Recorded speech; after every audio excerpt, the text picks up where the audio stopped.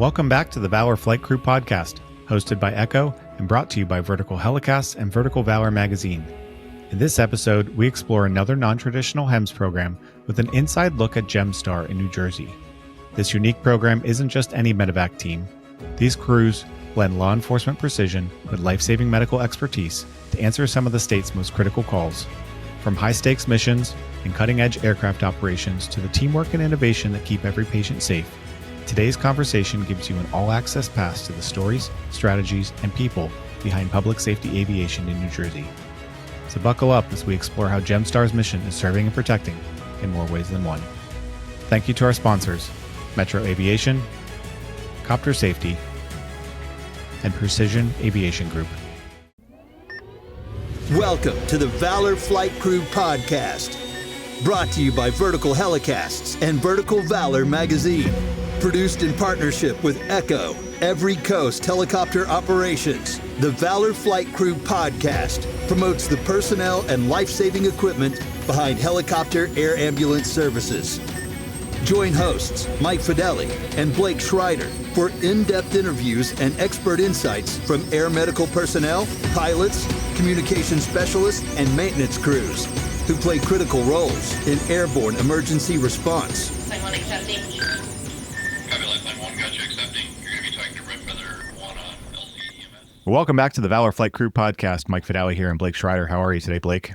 Doing good, Mike. How about you? I'm doing pretty good. I'm still recovering a little bit, but feeling a lot better and on the mend. I was going to say, you all healed up now? Yeah. We'll get there eventually. Hopefully by the conference, we'll make it happen. There you go. I don't know about you, but I'm certainly ready to have a great podcast today. Before we get into it, just wanted to give a huge shout out to all of our friends over at MHM Publishing and Vertical Magazine. Without their support, we wouldn't be able to bring this podcast to you on a weekly basis. Also, make sure you head on over to verticalhelicast.com. Make sure you check out other partner podcasts, Hangar Z Podcast, Helicopter Podcast, The Real Rescue Podcast, and Vertical MRO Podcast. Some awesome dudes with some great things to say on the podcast. So go check them out if you haven't already. And we're looking forward to having a great one today.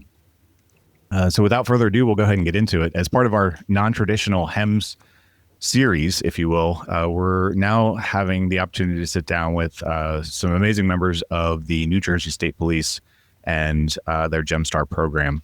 Really looking forward to having some discussion today with them. I don't know about you, Blake, but I love hearing about the variations within our systems. I'm so used to the traditional HEMS and all we do is the inter facilities and occasionally some scene calls, but being able to hear about some of the other missions along the way, I think is super exciting. I'm very excited. I always wonder what my life could have been if I would have gone a different route, I think we all do that a little bit. I think it's amazing to really hear that it's not just the traditional interfacility scene. Like you said, there's many other companies out there, many other programs that are doing not only the air medical, but law enforcement, search and rescue, and other things that they bring to the table. So it's really awesome to hear how another perspective on how we're all getting this mission done. So this is a really great opportunity. Well, let's welcome our guests here. Just wanted to give a huge shout out and welcome to Chris Campana, Ryan Painter, Glenn Vogel, and Andrew Stefanik. Welcome, guys. How are you today? Great. Doing well. Thank you. Good. Doing well. Thanks. Doing good. Thanks for having us. For sure. We're excited to have you guys on the podcast. If you guys don't mind just giving us a quick introduction as to who you are, what your role is, and a little bit about your flight experience. If you want to go ahead and get us started, Chris. My name's Chris Campana. I'm a New Jersey State Trooper. I've been a trooper for 19 years. Started flying about 10 years ago. Got into our aviation bureau and been flying medevac for now a little over 3 years. It's awesome. Hopefully loving it. Yeah, it's great. Best job I ever had. No doubt. Ryan, go for it. My name's Ryan Painter. I've been in pre-hospital medicine for 25 years now. Was a paramedic first. Was always interested in flying, but then went the nursing route, went in hospital, came back on the critical care transport realm, and got into flying about 5 years ago. Been a great change. Very excited to be doing it. Awesome. Welcome to the podcast. Glenn, how about yourself? My name is Glenn Vogel. I'm a flight paramedic with University Hospital with the JEMSTAR program. I've been there since 2011, assigned to the North Star base, which is in Bedminster.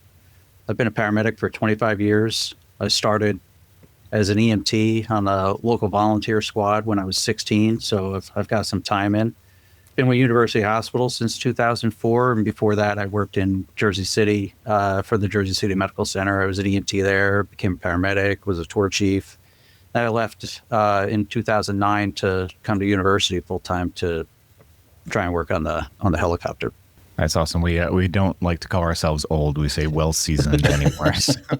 I got some salt. Well, welcome to you, Glenn. How about yourself, Andrew? So my name's Andrew Stefanik. I've been a trooper for 13 years. 10 of that has been the aviation unit. I'm assigned currently with Glenn to a northern unit at a Somerset Airport, where I'm a sergeant there in charge of training. So training new pilots that get assigned to our unit. All civilian background, so no prior military, and just happy to be here. Awesome. Welcome to all of you guys. Super excited to have you on and have this discussion today. We'll learn a little bit more about JEMSTAR and how you guys do your mission profiles, and really kind of get into it. I was wondering, before we kind of go through that, if we can start maybe on the aviation side of the house. If you guys are able to kind of express an impactful story that you've had throughout your career where having this joint mission style has really affected either a patient or law enforcement endeavor in a positive way. First one that comes to mind for me is one of our capabilities is hoisting. And we've had a hoist or two where we've successfully hoisted somebody out of a scene. And due to our capabilities, we were able to provide that patient care right away with our medical crew and continually provide them care en route to the hospital. So from pickup on the scene, utilizing a hoist, which is in the state police side of the realm, to then transfer care within the helicopter to the medical side, and all seamlessly from the scene to the hospital. That's pretty awesome. I think, when we think about, our non-traditional HEMS programs that are out there, I've often wondered what it would be like to be hanging out the side of the helicopter and getting to do some of those, higher level missions. And when we were talking with Miles Randell from Team way back when in February for that podcast, he's talking about some of the situations that they're in. And thankfully in New Jersey, you guys don't have quite the weather they do in Squamish, British Columbia. But, he's saying, minus 35 with some of the wind chills hanging out the side of the helicopter. I'm like, no, thank you. But this does sound a little bit more enticing from the New Jersey perspective. So I don't we'll do definitely weather get well. into it and talk a little bit more here coming up about some of those things. I'm really looking forward to hearing that perspective on things. If you guys don't mind, can you just kind of give us a brief overview of your program itself and the overall mission profile? Maybe a little bit about why you chose to work at JEMSTAR. I kind of saw the helicopter for the first time when I was a volunteer as a teenager, and thought that was really one of the coolest jobs that there could possibly be. And kind of in the back of my mind, always wanted to do that. And at the time, the JEMSTAR program was the only program that was operating in New Jersey. So it was just the North Star helicopter and the South Star helicopter. So those were like the only two places that you'd be able to work if you did get on to the helicopter.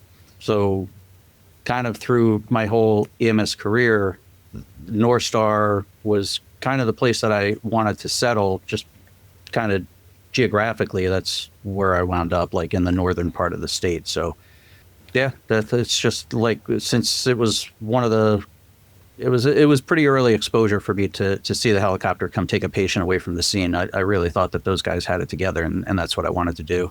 So Ryan, what about you? Can you tell us a little bit about how you kind of got into this? Very similar situation. Early in my career, I'm from the southern part of the state, so we had South Star down here. We didn't even know what a North Star was, to be honest with you.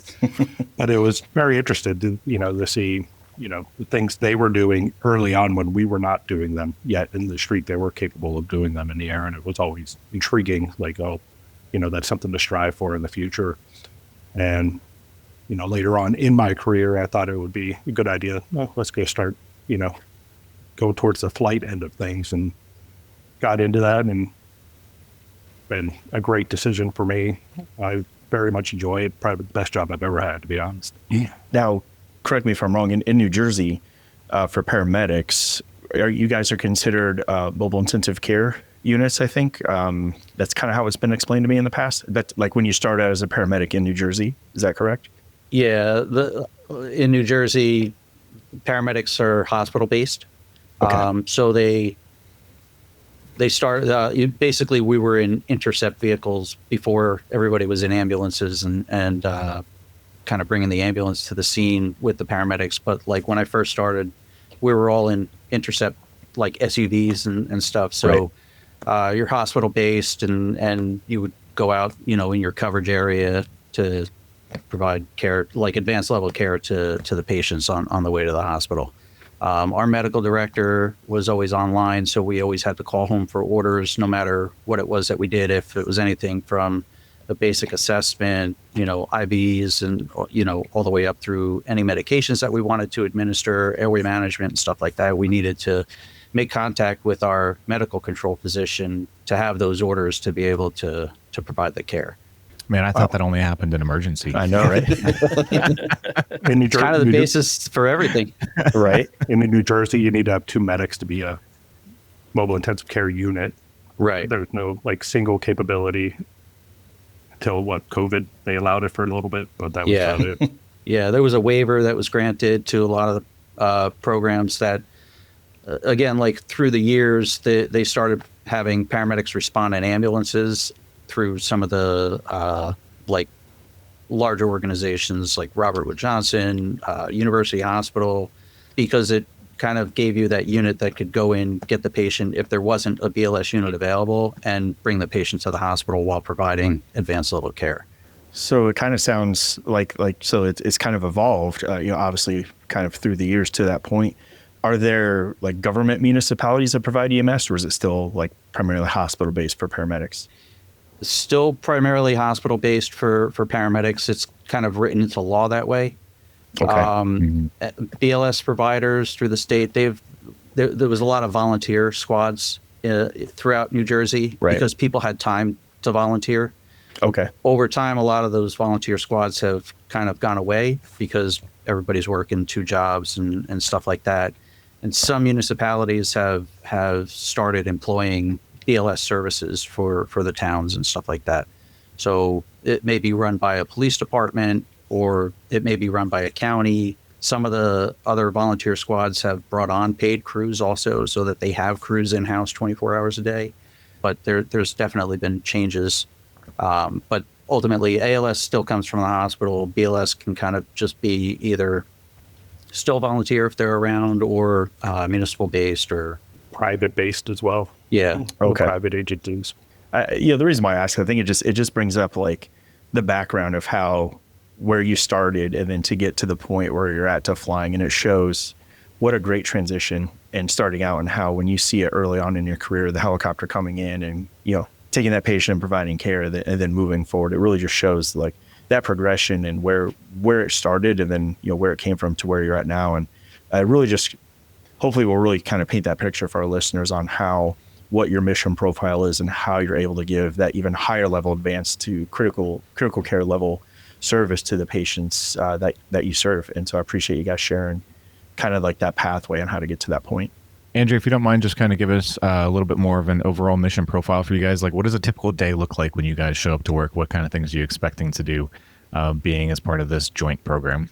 Sure. So the joint program is kind of interesting because we usually don't start out as pilots in the Aviation Bureau at these sites or the Northern Unit. So we really don't have any exposure to the JEMSTAR program other than when these helicopters come in to swap for crews or equipment or maintenance. So you really get to even meet a lot of the medical side.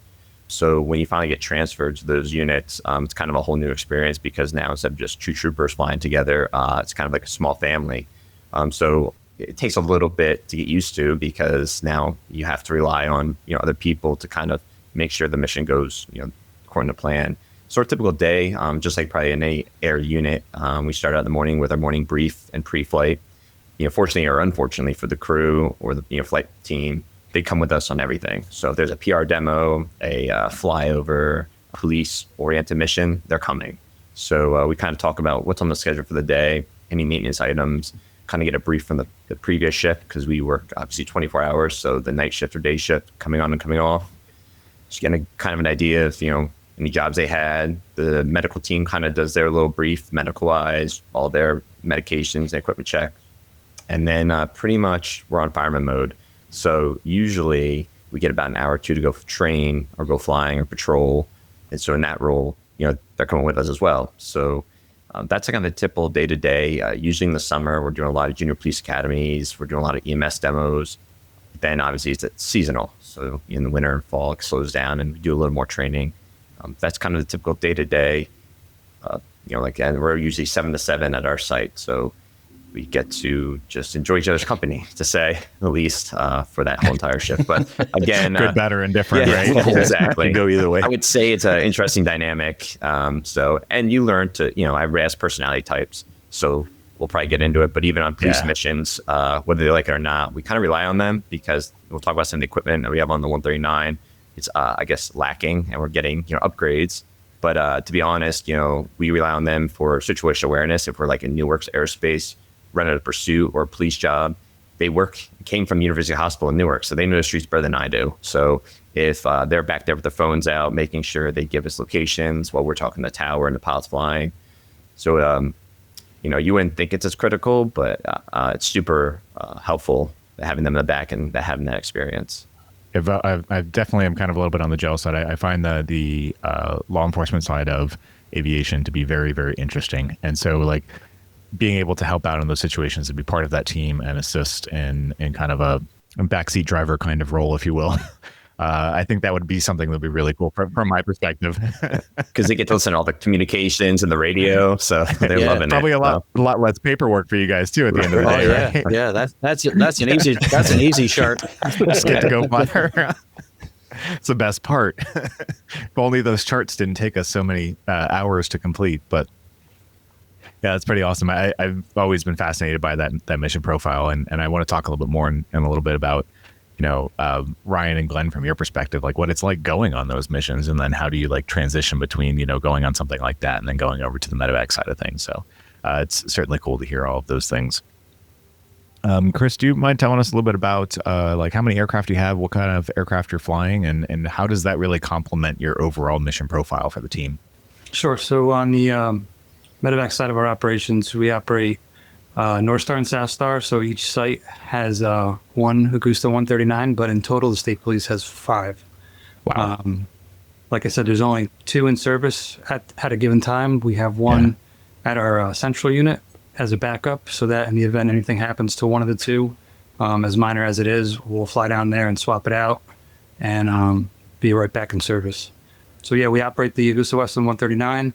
It's mandated FAA-wise for 2 pilots, which I think is great. And like Andrew mentioned earlier, we start in our single-engine aircraft, which is not mandated for 2 pilots, but we always operate with 2. So we start from the get-go working as a team, one pilot flying, one pilot doing the navigating and communicating, and that's just carried over right into this larger airframe that we're in and these more complicated types of missions that we fly. I think the aircraft's great. It's a twin engine. I think the medical crew would agree that it's great in the sense that the cabin is large. They have plenty of room to work around. It's great. I mean, there's plenty of room to move around, have full access to the patient, 2 patients. For the entire call. We have capability to take 2 patients if we need to also. So, yeah. And going back to police mission, if we were to get a search or a hoist, having a larger cabin just gives us that much more space to move around and, bring a patient in or a victim in on the hoist and, have that extra arm room and leg room to move around the cabin. So I think it's great that we are afforded that ability to operate in a larger airframe.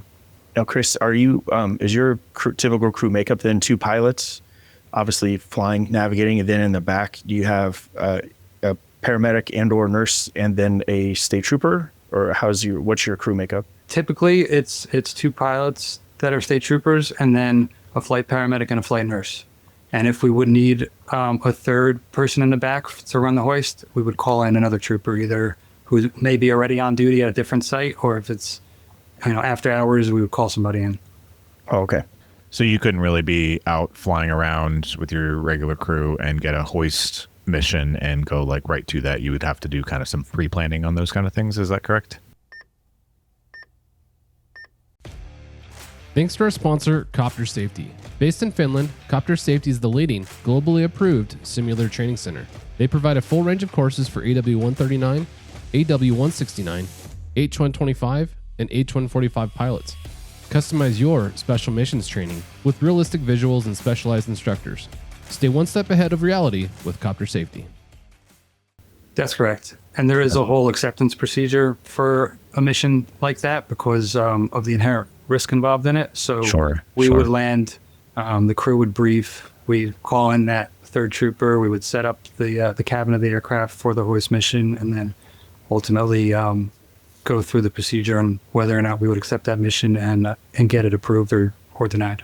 It's interesting to me to hear kind of how that whole process, I guess in my head, I just kind of assumed that, you know, Glenn and Ryan, you guys being in the back, that you were also kind of like functioning in the crew chief role of being able to do the hoist operation and all that stuff. And it didn't really dawn on me that like that required so much extra pre-planning for you guys. But I mean, at the end of the day, it certainly makes sense though too, right? Like, you know, you guys are going to have to be focusing on providing the care once that patient's in there, and there's other operations that are occurring and the safety aspect of it. So, I guess, you know, hearing it makes sense now, but it's not anything that I would have really, you know, thought about before. I just figured you guys were out and about flying around, and all of a sudden you're able to go do a hoist mission and then go over to another law enforcement mission and then go do a medevac and just kind of, you know, swap back and forth. But it certainly makes a little bit more sense with all that pre-planning. And you can have those people in there. You could probably have, you know, 6 other people in the back of the aircraft. Yeah. There's room. And still be able to fly around. Yeah. A gorgeous aircraft, but yes. Yeah. I would say pretty much any other police job we could just handle on the fly, but due to the complexity and nature of hoisting, that's where we're going to land and pre-plan that and go through our procedures of being safe and getting approval and following all our checklists that we have for that, because there's a lot of variables involved in hoisting and no two hoists are alike. Right. It's not like we're going to land in an LZ. Yeah, I mean, like, you know, all the medical stuff that's in the back. Yeah, So like, yeah. you don't have like a Coast Guard basket. Is it a mountaintop rescue? Is it a water rescue? Yeah. Obviously, you guys now, you work very closely with a lot of the surrounding agencies that are around you guys. But am I correct in my assumption or understanding that NJSP and JEMSTAR specifically has the primary role of responding to scene calls pretty much all over the state? You guys are kind of the primary focus, or has that changed? Because I feel like maybe I'm off base, but I feel like that used to be kind of the way things were, and has that transitioned? And so are you typically just doing like those scene calls, or is it like increased where you're doing a lot more inter facilities and some of those things? So it used to be prior to 2006 that North Star and South Star were primary medevac for all of New Jersey. Then in 2006, some of the other hospitals in the state started operating private medevacs, and eventually started doing some of the on-scene work. So our missions typically, I would say probably better than 90% of the medevac calls that we do are on-scene medevacs and like 10% interfacility, whereas it might be a 50-50 split for the privates that are in the state, because they're moving patients between a lot of the facilities that are in their network and stuff like that. So when they started having the other medevacs respond to on-scene medevacs in the state, it initially had been that the closest aircraft would be sent to wherever the call was.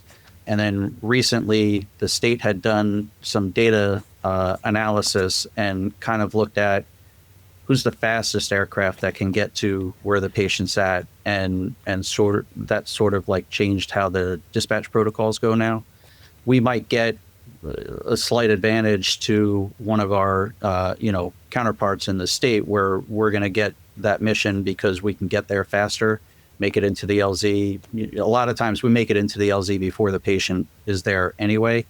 Nice. But it gives us that advantage to get into the LZ, get the patient, and then get them over to the hospital. I think it sounds like with some of that revamping, it sounds like that's really kind of really provided not only the service that you guys bring to the community, but it gets you guys to that patient faster. Mm-hmm. And then can you kind of describe a little bit about, like, so you guys talk about like the northern part of the state and the southern part of the state when you're doing a medevac, and so you get these patients, is there a primary center, like trauma center? Are there multiple, like I presume there's multiples obviously throughout the state, but like for your specialties, can you just kind of give us an idea of like when you pick up the patient and you determine where that patient's going to go? Can you kind of explain what that looks like for you guys?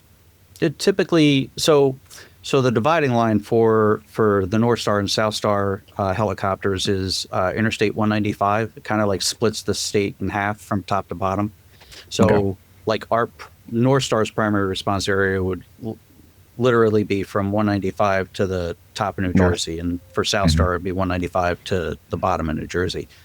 As far as transporting patients to whichever hospital, we're usually going to go to the closest trauma center, and there are a bunch of trauma centers in New Jersey. Okay. There's 3 classified level 1 trauma centers. One's in New Brunswick, one's in Camden, and there's another one. University Hospital is in Newark, and then there's a number of level 2 trauma centers that are spread throughout the state also. Okay. Some of them have pediatric specialty. So if a pediatric patient, we're going to go to a hospital that has the capability to do pediatric trauma. They have a peds ICU and whatnot. We have a primary burn center that's in the northern part of the state. That's St. Barnabas Medical Center. They're in Livingston. So most of our burn patients go there from North Jersey. Occasionally we'll get called for maybe a dive injury where there's a patient that needs hyperbaric therapy. So we're able to transport those patients into New York City directly so that they can get care that they need. And then for the southern part of the state, Ryan, you guys transport a lot more to like Philly or, the hospitals in Philadelphia. So the southern part of the state, we have 2 trauma centers for the whole, southern part of the state, south of 195. But for adult-wise, we could go to either one. Pediatric-wise, we end up having to go. We have one pediatric specialty, so we end up in Camden at Cooper University Hospital. And any kind of burns, like to go to St. Barnabas for us it's a hike. So we'll end up going to Philadelphia. We'll either go to Temple for adult or St. Christopher's for pediatric burns. And then, some part of the state, we could end up in Delaware because that's actually the closest trauma center. So we'll end up down in Wilmington, and then we have 2 specialized children's hospitals in our area that are Delaware and Pennsylvania. We have Children's Hospital in Philadelphia. We have DuPont and Morse in Delaware. So we could end up at a lot of different areas. That answered my next question is like, how often do you guys end up going into other states or, crossing different state lines? I'm spoiled down here. I'm way down in South Florida, so it's the only thing I know. We don't go anywhere else. And if you're ending up in another state, Blake, it's a bad day. I know it's been a really bad day. maybe not coming home.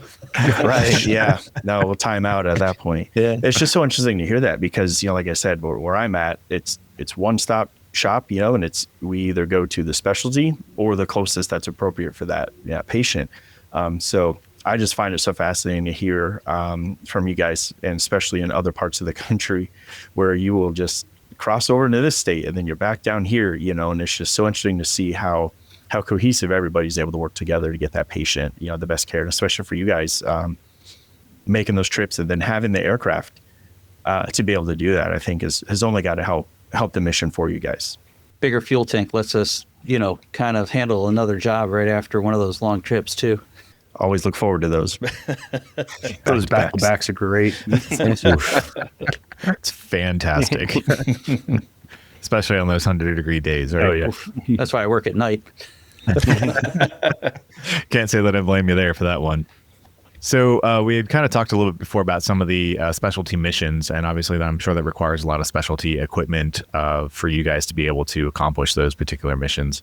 I guess this is kind of like a 2-part question. First, maybe the aviation side of the house, and then second for the medical side of the house, of like what particular specialty equipment are you guys typically utilizing that really helps you kind of meet your mission profile? You kind of briefly hinted to some of it before for you guys in the aviation side, but if you can kind of elaborate upon it a little bit.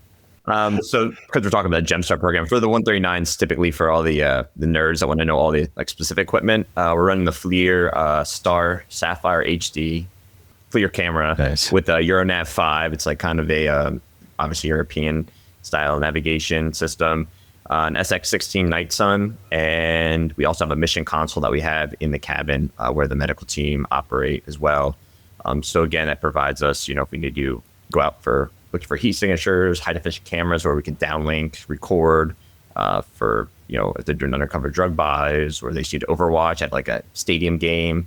And then we have the searchlight, obviously. So if we're doing, they're doing a raid and need to overwatch, we have that ability too. So that's kind of the whole platform. And that's across all 5 139s. They're all outfitted the exact same way. So when, like Chris alluded to, when we need to swap, it's the same exact platform, just different tail number. So it's really nice that we have a multitude plus a good rich hoist for our hoist evolution. So, and we do fast rope deployments as well. So it gives a multitude of different options.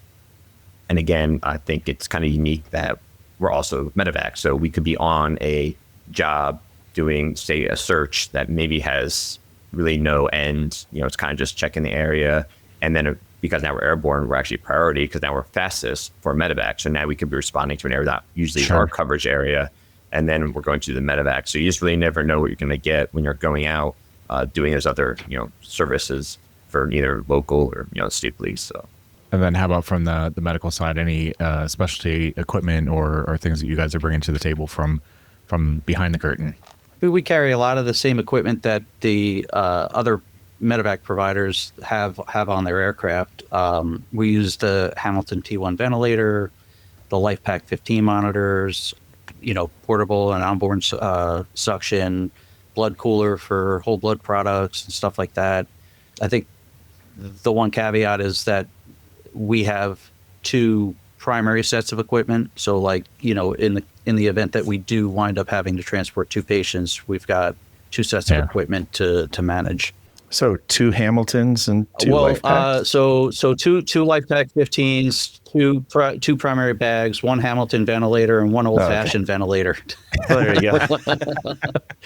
I was like, man, I know you can carry some weight, but dang. Yeah.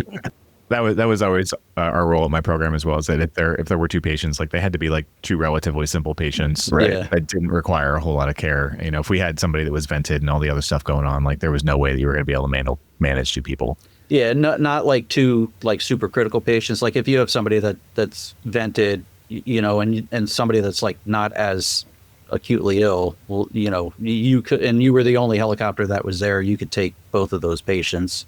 Yeah, but they would have to be like at the LZ, both ready to go right at the same time type of a thing. We're not waiting for the second patient to arrive or, anything like that.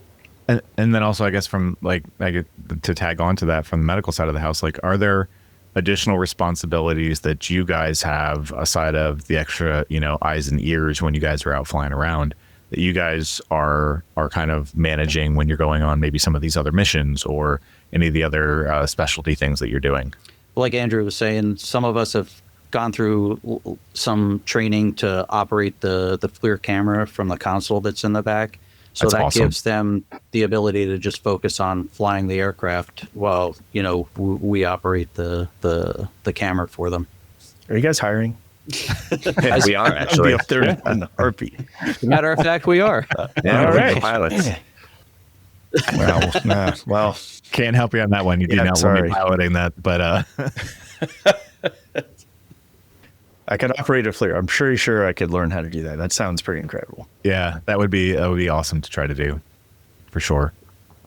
And I think just to be able to add that little extra piece to the mission. I mean, you mentioned so the pilots can focus on flying, and like from a safety perspective, like that's phenomenal. Like to let them just fly the aircraft and do what they need to do, and you be that extra eyes and ears and operating the FLIR in the back. Like, I imagine that increases the safety overall of the mission exponentially and significantly probably decreases the workload of what your pilots are doing, especially with that being, the larger airframe that you're flying around. So that's pretty phenomenal to hear, you guys have those added roles and being able to assist in kind of different ways than just strictly caring for the patient in the back. And I don't know if it was Chris or Andrew, but you guys were talking about how if you guys have to fly into or around Newark airspace, I can only imagine. I mean, just how insanely just from a pilot's perspective of even having to navigate that and then being called to handle any type of law enforcement mission in that airspace, the amount of attention that it takes both pilots to navigate and then to easily have someone from the med crew in the back that, hey, you guys are on the FLIR. Yeah. I mean, we're in the busiest airspace almost in the country. Right. Yeah. Yeah. I mean, you got Teterboro, Newark, LaGuardia, JFK. Yeah. No. Yeah. Morristown. So, It's not just one of them.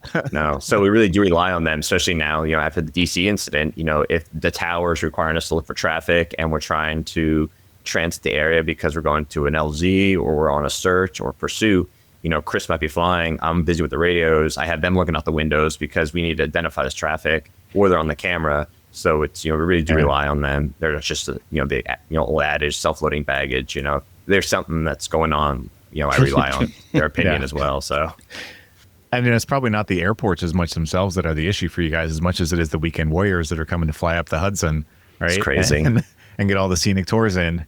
I just can't imagine how busy that is for you all and the time. Drones now too. A lot of the PDs have autonomous drones responding. So, that's kind of, now we're getting in the mix. I'm sorry, you said autonomous drones? There's some PDs, I think what's Elizabeth, Chris, that they'll respond out overhead at like 500 feet and below autonomously to the scene. So now, they don't really show up on our TCAS or any traffic avoidance systems yet. Yeah. And we're trying to kind of learning how to integrate. We're kind of slowly getting better, but obviously there's not any systems available really to show them as traffic targets in the aircraft. We just got done talking to the guys from Leonardo last week, and specifically to the 139 and for you guys. So, Chris, maybe you could answer this. So with all the technology, and like you were just talking about the drones, so many things that are changing in our field. I mean, I can just say here locally at home, we've just implemented a drone autonomously that will get dispatched to a scene where it's going to take maybe an ambulance a little bit to get to that scene. Depending on the call type, this drone will go to that area and land with a defibrillator and maybe an anaphylaxis kit or an overdose kit, something like that. So that's something that's been started in our area. So when it comes That's pretty insane. Yeah, I know it's new for us. But when it comes to deciding on the airframe and just hearing from what we were talking to the guys from Leonardo about, the 139 is just an incredible aircraft. How did you guys come to deciding what airframe would be best for your mission profiles? And could you talk to us a little bit about how that came to fruition for you? Thank you to our sponsor, Precision Aviation Group. Mission critical operators and fleet managers rely on Precision Aviation Group as a worldwide leading rotor and fixed wing MRO provider. PAG provides tip-to-tail solutions in 4 MRO segments: avionics, components, engines, and manufacturing DER services. A single point of contact gives you access to over 150 million in inventory globally, 24/7. Just call 800-537-2778. Precision Aviation Group. Others sell parts. We sell support. I'm sure there was a lot of discussions on it, and that'll happen before my time. But I'm sure budget had something to do with it. And as I touched on earlier, I think just the fact that there's so much room in the cabin for everybody to work around in, that was probably a huge selling point. And of course, I mentioned it's a twin engine, so that was a must as far as I know, just for added safety margin there. But as far as who all made that decision and other reasons besides those that I mentioned, I really don't know. I think one of the issues was before the 139s, the program was flying the Sikorsky S-76 model. Mm-hmm. And when they were looking at new aircraft, the 76D model wasn't into production yet. And okay. I think that's one of the reasons that Augusta wound up coming in with the bid that they had, because it had all of the equipment that you guys were looking to put onto the platform to be able to do the missions that we do. And then not only having, a major Leonardo plant literally across the river in Northeast Philly, like I'm sure that certainly helps the maintenance process along the way, because, of course, any helicopter is going to require a lot of maintenance, but to be able to have the accessibility to parts and pieces and all the things you need, I'm sure is certainly a benefit along the way. And I just think from a med crew standpoint too, even seeing just the capabilities with the 139, like you said, getting the patient in. Do you guys load cross cabin, or is it longitudinal for the patient loading? They come in from the pilot side of the right side of the aircraft, and then the patient is we have It rotates. Yeah, it kind of rotates out like 45 degrees to Okay. meet the patient, and so all of our loading and unloading is done from that side of the aircraft. Right. And then once that first patient's loaded, if we are taking a second patient, there's a second stretcher that can be mounted to the floor, and then the second patient is loaded into the aircraft, and that's kind of where they sit, is on the right side of the aircraft. Okay. So it's usually the smaller person, is managing that second patient, because there's just enough room to, it's a small area. Yeah, I always feel like I've been spoiled, working in a 155, but like I feel like we could at some point, fit the cabin and the cockpit inside of just the cabin of the 169 or the 139. Yeah, it's insane how much space you guys have in there. It is very big. Like, I mean, I can kind of stand in the back of the aircraft, like just with my head hunched over. Now, admittedly, I'm 5'6", so I'm a bit smaller than most of the other crew members that are there. But, if I have to, I can kind of stand and just kind of bend a little bit. That's nice. So you guys, we've kind of talked about some of the different missions that you guys may go on a daily basis, and what you kind of have to be, ready for everything. But you also mentioned that there's two aircraft that, you have north and south, and I'm sure you guys probably cover each other depending on what kind of, mission might be coming up. If somebody's already busy on one and it's a specialized mission that the other one may have to get involved with, or something along those lines. But like, if there are multiple missions that come in at one time, how does that hierarchy go as to what gets, assigned first, second, third, and down, so on down the line? How do you guys really make that determination of who's going where and when? Usually that's done by our dispatch center REMS. So they coordinate all of the helicopters throughout New Jersey, and the computer system, again, kind of dictates who's going to be the primary aircraft for whatever the job is. If it's a multi-mission or a multi-ship mission, they're going to dispatch as many helicopters to that scene as there are requests for helicopters. And then once the first helicopter lands and kind of assesses, or the crews on the ground are there and they're assessing, they'll kind of narrow it down as to, do we still need 2 or 3, or can we knock it back down to 1? But as far as prioritization of missions in general, first and foremost, we do medevac. So if it's a police mission coming in on the phone and a medevac mission coming in over the radio, we're taking the medevac mission. If we happen to be out on a police mission, like the guys were saying earlier, we're already in the air, and if that job is within our service area, we're going to break off of that job and go and do the medevac mission. Medevac mission. Yeah. If it's, again, the primary mission that we do is on-scene medevac, but if it's an on-scene medevac is coming in, but we've been taking information for an inter-facility request, we're doing, whichever one came in first. So, we're going to do that inter-facility mission if that one came in first.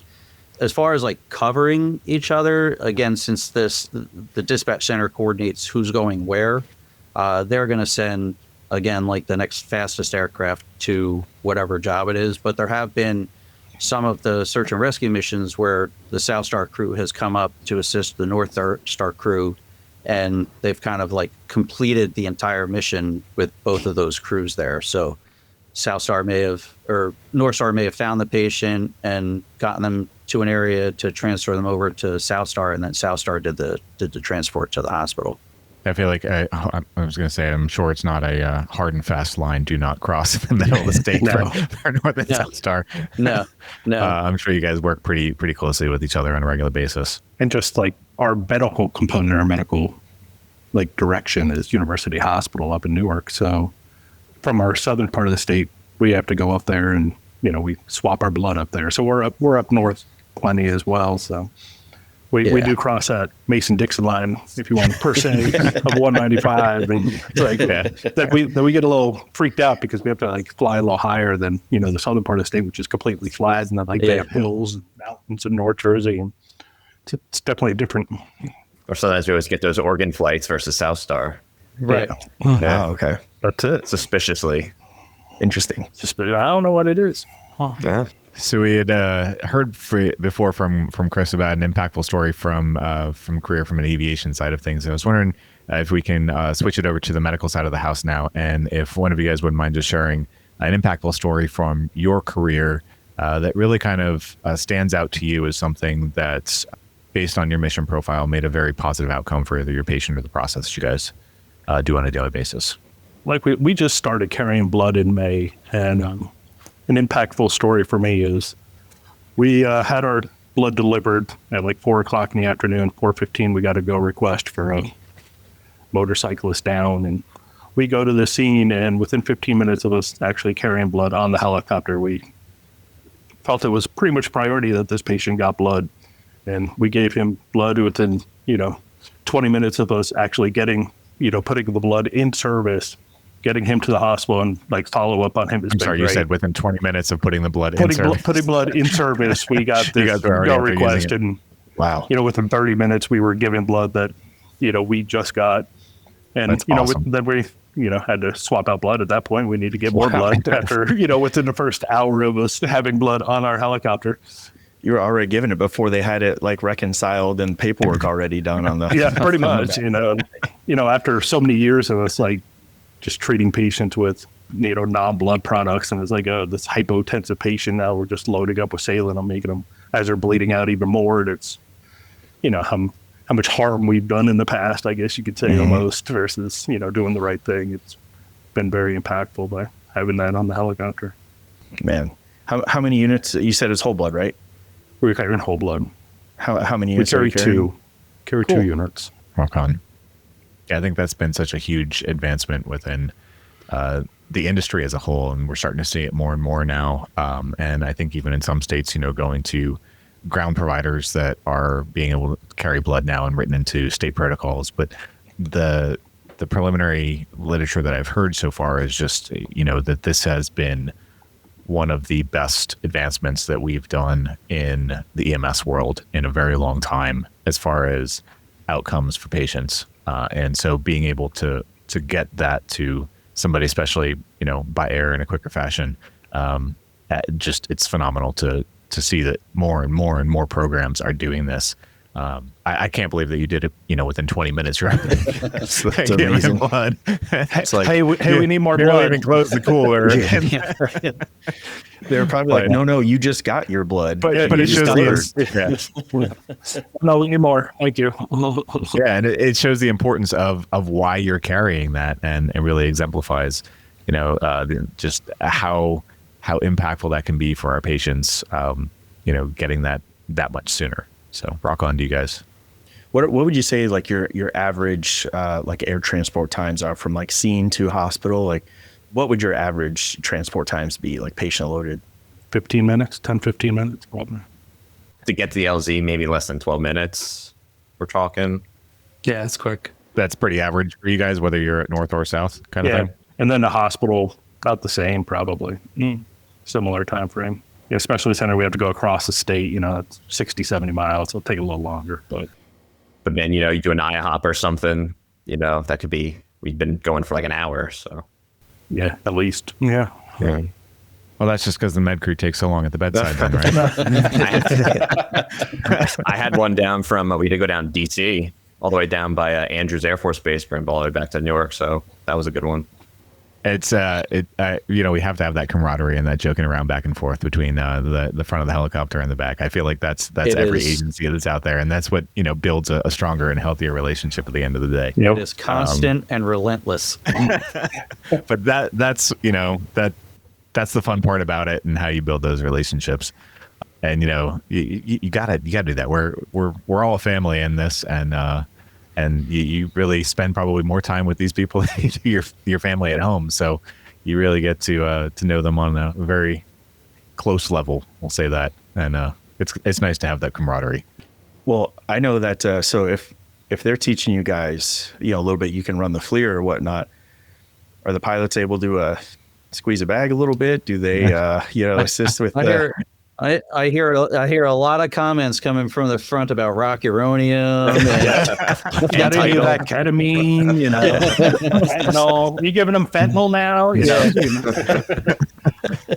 See, it works both ways. Then Yeah. see, Yeah. there you go. Yeah, for sure. The glide scopes, teach the pilots how to intubate. It's great. See, no, here's what you need to do. And since you guys got the screen in the back for the FLIR, when you guys do an ultrasound, you just need to throw the iPad up front to the There you pilot. go. They can interpret it that for you. Does this look like a pneumo? Can you? Nice. I love it. So you guys obviously have a lot of different mission profiles that you end up doing. That I'm sure vastly differs from any of the other helicopter services around you guys. You're very unique in your area. So I mean, are the other companies are strictly doing the medical side of the house, I presume. You guys are the only ones that are doing this back and forth, if you will, and being able to be multimodal or multi-missions and really kind of serve the entire community.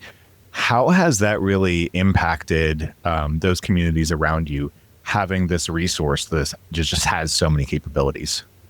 Well, I think one of the probably we didn't really cover this yet, but one of the things that kind of like makes us stand out from all of the other programs that are operating in the state is that we don't bill for service. So any patients that we pick up, whether it's an interfacility call or an on-scene medevac, they'll never receive a bill from us because our program is funded through a grant. So anytime somebody does a transaction with the New Jersey Motor Vehicles, $4 is going to come off of their auto registration, and it'll fund our program. So that's going to cover the helicopters. It's going to cover the pilots, their training, the maintenance, their mechanics, and everything like that. And then it also, kind of covers the cost for anything operational as far as the medical side is concerned. All of our salaries and stuff like that are all covered by that. And again, like there's no direct bill to the patient. The patient's never going to see a bill for that. So Wow. That's the one thing that like really makes us stand out is that we're able to provide all of those services to the residents and visitors in New Jersey for no cost. That's phenomenal. And I'm sure you guys are pretty well recognized and known around the state by your communities, specifically by those particular aircraft. And how has that relationship really kind of improved or grown with the communities that you're serving based off of the multi-missions you guys are doing? I would say that a big part of the program, I think we kind of touched on a little bit, is doing like public relations demonstrations. So we're always out in these towns doing community days and their junior police academies. So even if it's an area that we really don't cover, but they're requesting us for a community day or that junior police academy from a local PD, we're making the presence. So like Glenn had said, when we discuss certain topics about billing and our capabilities, it's nice to kind of get out there and realize, hey, like, we do get the helicopter from the state police, they can provide us a service. And it's kind of just to refresh with these local PDs, what's available to them just by a phone call or a call dispatch. So I think that's a way to do it, even though sometimes it's a lot. During the summer, you get 2, 3, 4 a day. We're out there, but I think it does make some kind of impact to the communities. I think it highlights too, like when you talk about how the funding is brought about, right? So for that $4 transaction that comes off of vehicle registrations or other things, and then not billing and showing the commitment to the state, to not just from the medical aspect of it, like that's amazing. You get flown from a scene or whatever. Obviously, you don't get a bill. You're getting incredible care, but also to the law enforcement community to know that maybe some of the smaller departments, and you guys can correct me if I'm wrong. So some of the smaller departments that they have an incident and they're needing some help, and that call goes out. It's got to be just so nice for them to know that you guys are an available option to be there very quickly, that without hesitation, that you guys are there in the air with the capabilities that you have. And then, let's say, for example, maybe a missing person, and if you guys are called out there to go find this missing person, and maybe it's in a smaller area. And I relate that because sometimes that happens here in our area where law enforcement will go out and try to assist. But then they may call us to come do, the medevac, to where you guys have it all right there. And maybe it's not even a hoist, but maybe they find this missing person that's been gone and they're dehydrated, and they need to get to somewhere, that's kind of remote.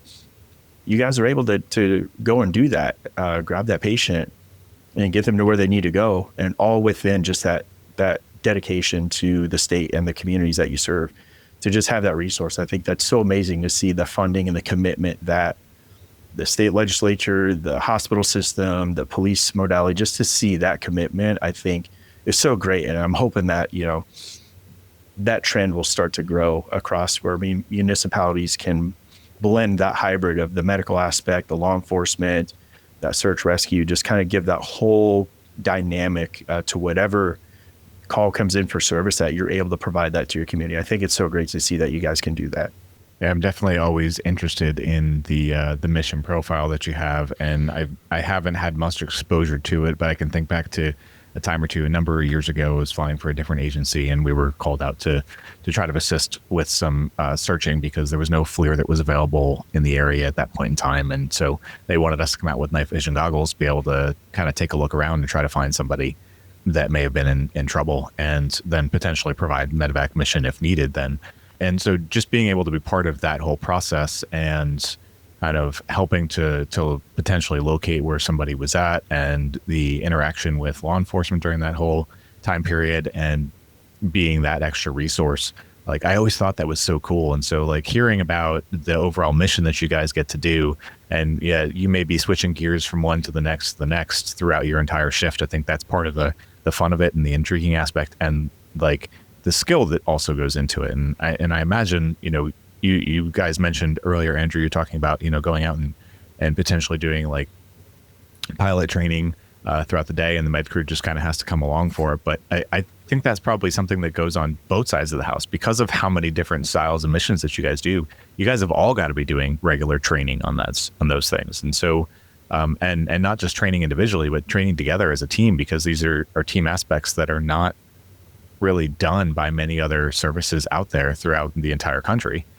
which I think is something that's so cool to be able to highlight and talk through. So I was going to say, from the crew perspective, how has CRM kind of evolved for you guys, having all of these different mission profiles, to be able to make sure that, you guys are absolutely safe as possible every time you're leaving the ground? Thank you to our sponsor, Metro Aviation. Metro Aviation, the world's largest family-owned aeromedical operator, offers comprehensive aircraft services with 140 plus aircraft in over 25 states. The Completion Center installs medical and law enforcement kits and avionics, serving diverse aviation needs including offshore, utility, VIP, and corporate sectors. Having the medical crew with us all the time definitely provides an extra set of eyes and ears in the back of the helicopter. So at the very least, seeing and avoiding other aircraft, like Andrew said, or coming in to land at a tight landing zone, we have them in the back assisting us, like with their eyes open at all times. They're not just sitting back there, looking at the ground or looking at their phones. They're actually looking out the windows and providing us with extra set of eyes. Yeah, when I came on the team, we were still in the 76, but we were transitioning to the 139, and the transition was crazy because, like, you could see out the back door to the side, but when we got all those windows on the 139, I was like, oh, you can just see so much more. So yeah, it does make it easier for all eyes to be out, when we're coming into an LZ, when we're lifting out of an LZ, out of the airport, whatever. Everybody's like all hands on deck. Well, I feel like you guys probably have very, very specific or pointed conversations about what the expectations are of each of those crew members, depending on the type of mission that you're going on, right? If it's not your traditional medevac where you're landing in the field somewhere and your med crew's going out doing their things, they're coming back, they're taking care of that patient and going, like, when you have those busy airspaces, when you have those additional responsibilities, I'm sure there's got to be a little bit more of a pointed discussion so that everybody knows what their particular role is in that. And I feel like CRM has to be at the utmost importance for you guys. Obviously, every time you're leaving the ground, but specifically on some of those more chaotic missions that you're going on. Sure, especially like these guys were saying, when we're in the busy airspace of Newark Airport and stuff like that, like, we know that they're in contact with tower and they're trying to, communicate. And so we're trying to keep our chatter down, unless it's something like very important that they need to know about, just that kind of is, I guess, helped us all to make sure that when we're transitioning through those areas that everybody's safe. Like, chatter inside the aircraft is low unless it's something like, urgent that needs attention right away. And I would say, like, it's unique. Like, we get good enough where, if you guys are busy in the back, like, we know it. Like, this is not normal Glenn or Ryan. Yeah. Like, despite just the tone of the crew and vice versa. Like, you kind of just know, hey, we're going this way. And, me and Chris are busy talking back because we're all on intercom. We can isolate, but, it kind of works both ways, Right. which is nice. I'm like, oh, all right, like, this is something where we need to acquire isolate so they can work on a patient or do what they have to do. So it's kind of just comes with working with the others so often and for so many shifts in a row. So Yeah, I'm sure nice to be able to split those, responsibilities when it's not necessarily a medevac mission. Really make sure lives a little bit easier up front and keeps you guys, invested in the game in the back. And we even get out, like, if you're a single pilot medevac, you really don't see it, I guess. But with the dual, like, the co-pilot gets out, we help them, or at least kind of organize, all the people that bring the patient, and then making sure the doors are closed, just kind of giving an extra look and extra hand. So, I think it's kind of unique in the medevac world where there's actually another pilot kind of just, carrying a bag or making something nothing's left behind before we take off. So that's another element. That is obviously very unique within, especially the U.S. for that dual pilot system to be in operation. And so we kind of, obviously mentioned it before, but do you guys prefer working in that dual pilot type of environment, or are you more possessive over, like, I have my responsibilities, or like, who decides, like, who's PIC, who's SIC for the day? Like, do you just duke it out at the beginning of the shift? Like, how does that all work for you guys? And do you like being in that kind of a system? Hey, you want to fly? No, you can apply. All right, cool. I flew last night. That's about as easy as it It's is. a conversation that's had at the start of the shift, along with the crew brief. And from one way or another, we decided to go, who's more current, who needs currency. If we need currency, let's go out and get it. Did you get enough sleep last night? That sort of thing. So safety first, right? We run through our risk assessment and we make sure we're safe to fly, and it all starts at the beginning of the shift, and we go from there. But to your question about being dual, I say yes, 100%. We all have flown single pilot before as part of the training, not medevac, but just flying in general. Right. So we all can do it, and we're comfortable doing it. But just having the extra level of help, really, one guy just has to focus on flying, and then your partner's going to handle the radios and take care of the navigation for you. So, and then anything that may come up, it's a conversation you discuss. Hey, I see this. Do you see that? Sit back and forth. So. At the end of the day, it's all about safety, and I think two pilots is safer than one. I think that's a conversation that I was, listening to, and I'd kind of watched online somewhere, but just really advocating more now for, you just can't, advocate more that, two pilots up front are always going to be safer than single, and not taking away from, the single pilot mission, but just that added level of safety, security for anything that can arise, especially in our environment, for being as austere as it is at times. Just the advocacy to having two pilots up front, being able to split the roles and responsibilities. And like you said, Chris, doing your risk matrix at the beginning of the shift, who's, picked up the extra shift or who flew more last night or whatnot, to just have that level of still being able to get the mission done, but do it safely, effectively, and having two pilots, I just think, is always going to be the safest way to go. And I think it's amazing that you guys have the aircraft to do that, and the personnel and the and the investment in doing that. Yeah, I'd say we're very fortunate. Yeah, definitely from a medical standpoint, we love having the two pilots. It's, just the safety is paramount. Just going through their checklist, you can see how much more efficient it is for two people doing it versus there just one person doing it. And I like that you said, Chris, that, or Andrew, someone will get out. One of the pilots even at the scene. I know that for our program, our pilots have the option to get out. They can. There's some that do, but most don't.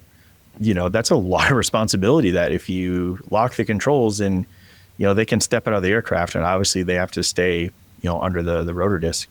But still, sometimes if it's a scene that's, pretty remote and maybe there's not a lot of coverage, but you can still get there. Sometimes they can hop out and just kind of watch the rear of the aircraft, maybe make sure, depending on where you had to land.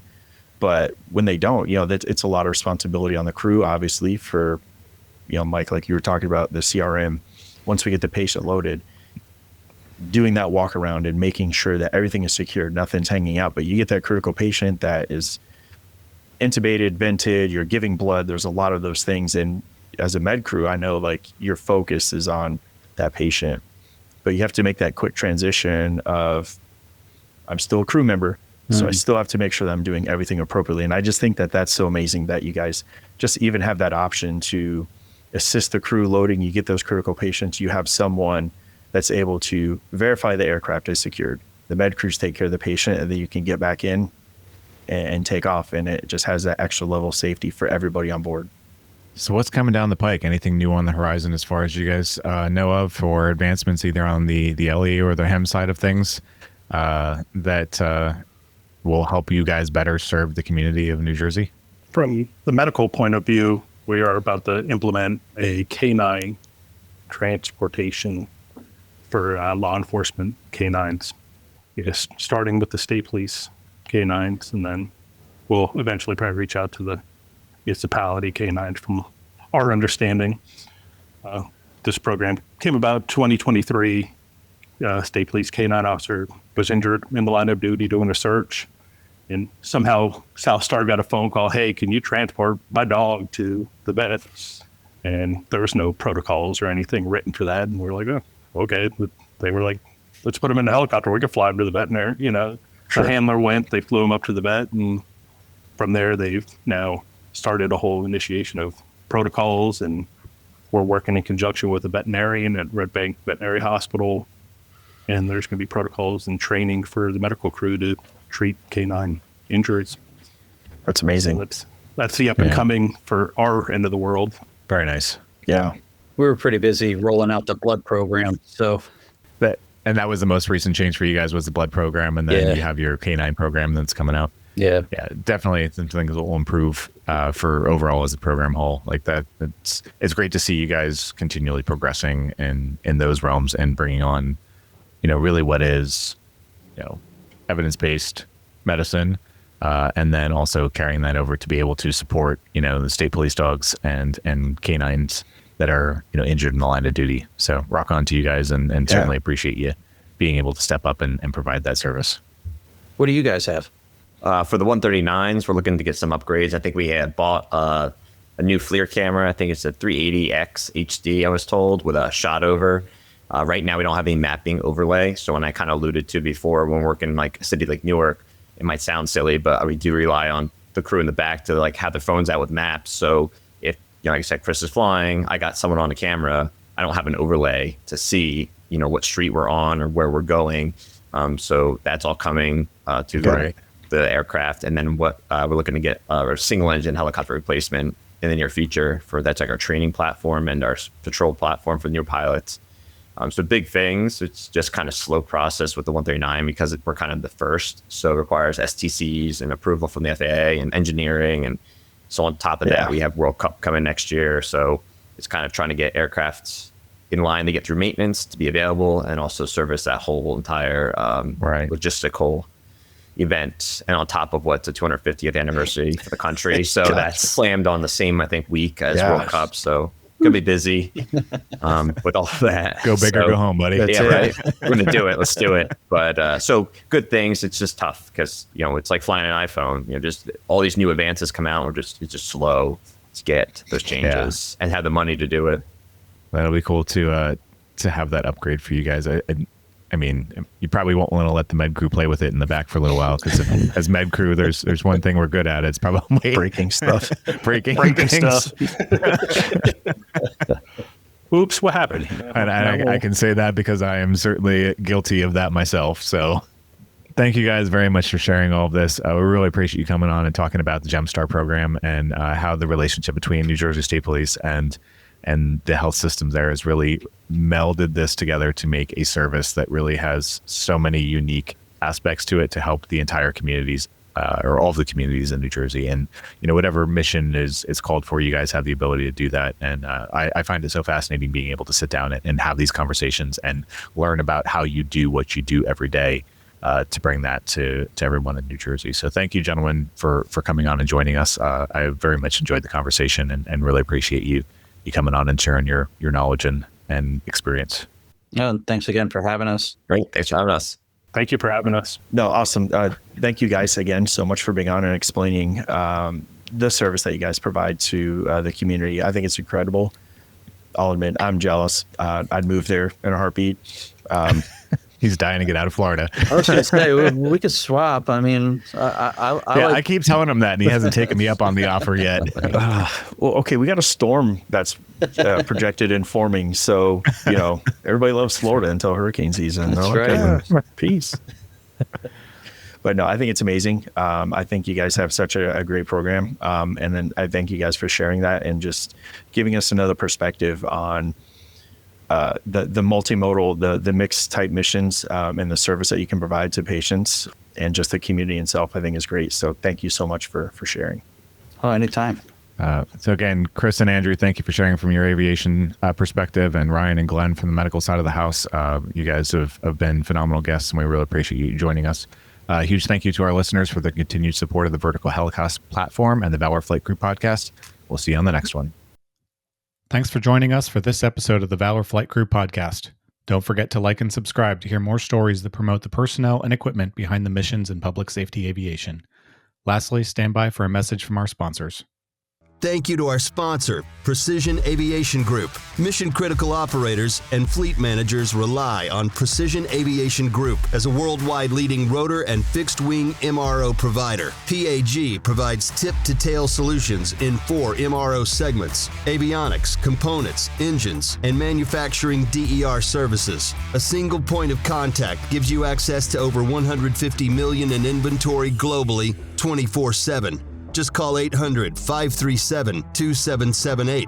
Precision Aviation Group. Others sell parts. We sell support. Thanks to our sponsor, Copter Safety. Based in Finland, Copter Safety is the leading, globally approved simulator training center. They provide a full range of courses for AW139, AW169, H125, and H145 pilots. Customize your special missions training with realistic visuals and specialized instructors. Stay one step ahead of reality with Copter Safety. Thank you to our sponsor, Metro Aviation. Metro Aviation, the world's largest family-owned aeromedical operator, offers comprehensive aircraft services with 140 plus aircraft in over 25 states. The Completion Center installs medical and law enforcement kits and avionics, serving diverse aviation needs including offshore, utility, VIP, and corporate sectors. That wraps up another episode of the Valor Flight Crew podcast. A huge thanks to the members of New Jersey's JEMSTAR program for sharing their insights, stories, and expertise.